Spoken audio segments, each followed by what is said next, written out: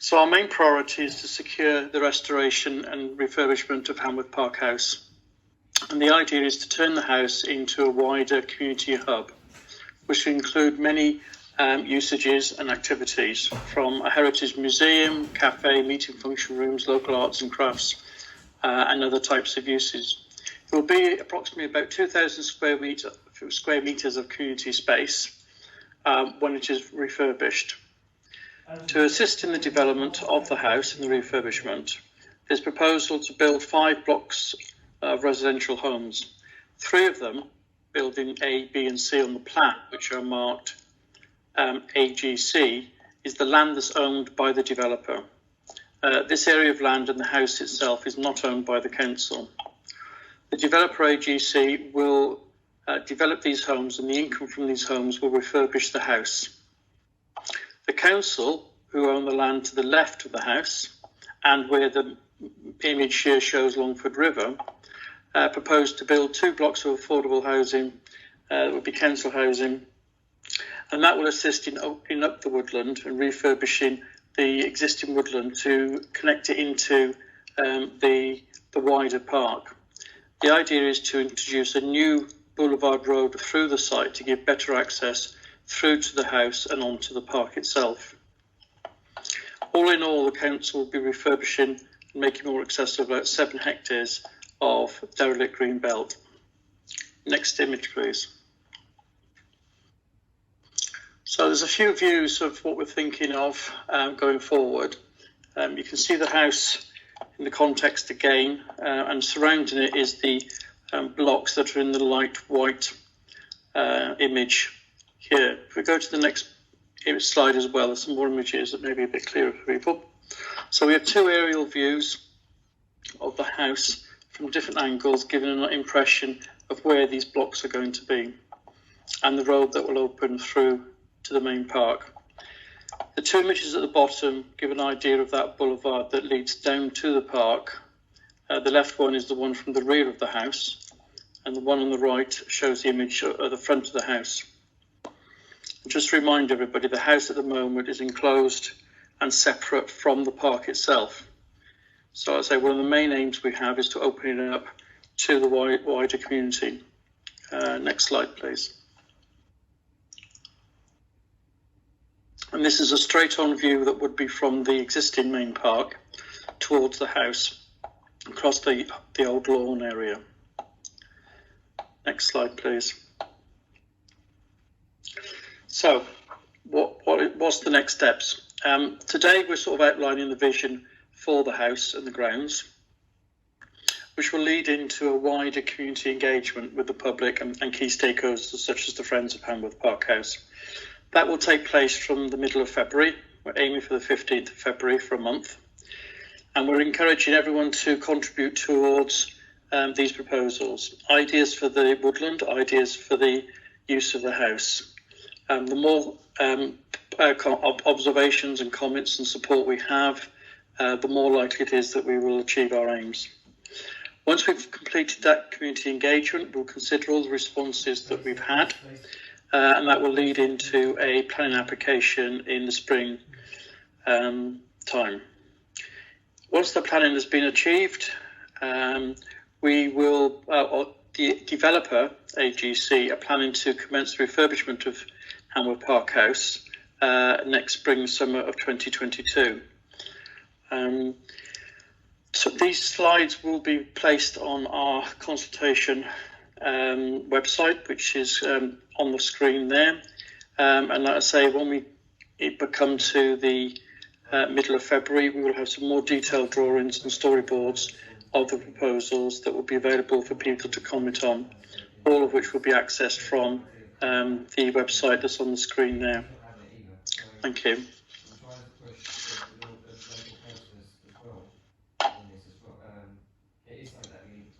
That's great, Andrew. Right, so we've got a question from, I believe, sorry, just a second, I'm having trouble with my screen here. So we've got a Alan, you've had a D, was that previously, or was that from this presentation? Alan, no. It wasn't, Chair, but I just wonder whether Andy could just confirm what we think the lifespan of the house is, moving forward. If we weren't to get that, if the things weren't to happen by 2022. How much are we against the clock, Andrew?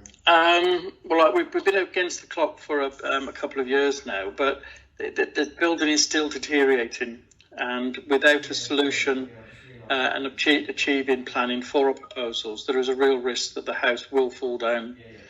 And how long that is, I'm not a structural engineer, to be honest. It could be 6 months, it could be 6 years. It's very difficult to judge these things, but certainly we are keen to press on and engage with the community now. I'll try to obtain planning permission, and then we'll work to refurbish the house. Excellent, because I think you'll have the support of this forum and the whole community on it. Thank you very much, Chair. Councillor Hanif.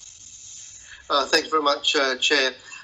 Andrew, I've got a few questions and some sort of concerns as well. First of all, yes, great. I'm really pleased where we are. It's been a long time coming. Everyone here in this area forum for many, many years knows the battles we've been through. So I have a question. When you talked about the engagement sessions in your last slide, I remember going through this process that the Friends of Hanworth Park House were always promised a meeting prior to the public consultation because they had been so close to it. So I just want to reiterate that and make sure that the community around the Friends of Hanworth Park House get that pre-meet because they're the ones that have been quite empowering for us to be where we are today. And I would also suggest that ward councillors be invited to that meeting as well. So that's number one, if you can just make sure that happens. And number two, where you talked about the wider improvements in the area, opening it up into the park and all the landscaping, I'm really keen that we understand properly what that actually means. Yeah. What I do not want to happen and see is that we only do landscaping about 20 metres or something near to the buildings erected. We need to have a proper landscape that really opens up the accessibility from the park, etc. And that will be really key for us if we are truly going to make it a community asset. It cannot be only in the immediate area for that. So that's really key. And the reason why I say that, and it's my last point, and I'll end on that, is that with all the two developments of the two blocks and the housing, there will be a lot of kind of damage to the natural landscape. So that has to be recompensated as well. So that's really key. So that's where I'm coming from. So, and I know I'm not just speaking for myself, I'm speaking for my ward councillors and also the Friends of Hanworth Park House. So there were the things I just wanted to get across. And I'm glad where we are at the moment. And thank you for that. Thank you, Chair. Yes, thank you, Councillor. Yes, we've been talking to the Friends for many months now, and we do plan to have a meeting with them in advance, so they're fully briefed on the detail of proposals. And obviously we would include the councillors as we normally do in our pre-engagement sessions. Yes, as I said, the idea is not just to do like an environmental improvement around the buildings that we build. It is to open up the whole of the 7 hectares that still remain within the council's ownership. And that will allow a lot of the loss of the landscape to be compensated by opening it up. And we're hoping that a lot of the activities around the environment, around schools and nature, can be run from the house as well, so that the community is engaging within the house. So that's certainly very much the core of the plans from the council side. So I think I can reassure councillors that that is really as much important to us as it is the residential development.